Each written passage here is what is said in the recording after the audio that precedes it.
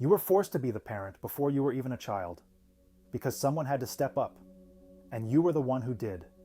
You held emotions that weren't yours. You silenced your needs to protect others. You stayed calm so someone else could fall apart. You became responsible, not by choice, but by necessity. And people called you mature, but really you were just surviving. You became the fixer, the listener, the stable one. You noticed every shift in tone, every sigh, every slammed door. You read emotions like weather forecasts, always scanning for storms. You learned to shrink so others could feel big. You apologized for things you didn't do, just to keep the peace. You lived in a world where safety meant staying invisible. You weren't nurtured, you were needed. You weren't guided, you were guiding.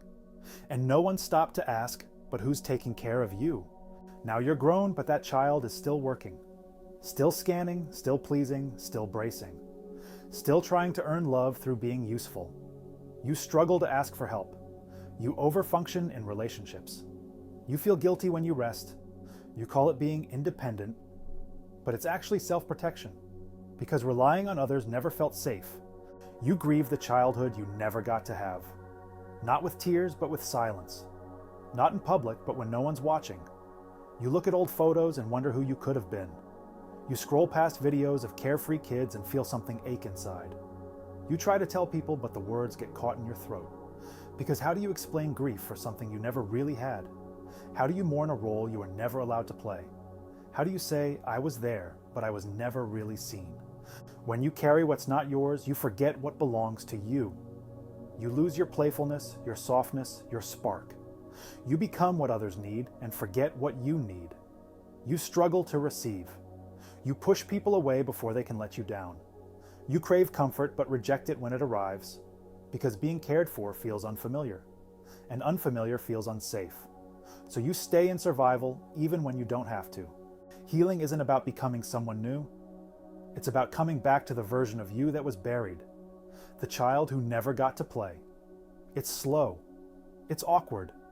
It's full of small, quiet moments where you choose differently, like asking for help and letting it in, like setting a boundary and holding it, like feeling a feeling and not numbing it. You don't need to keep proving your worth. You were always worthy, even when no one treated you that way.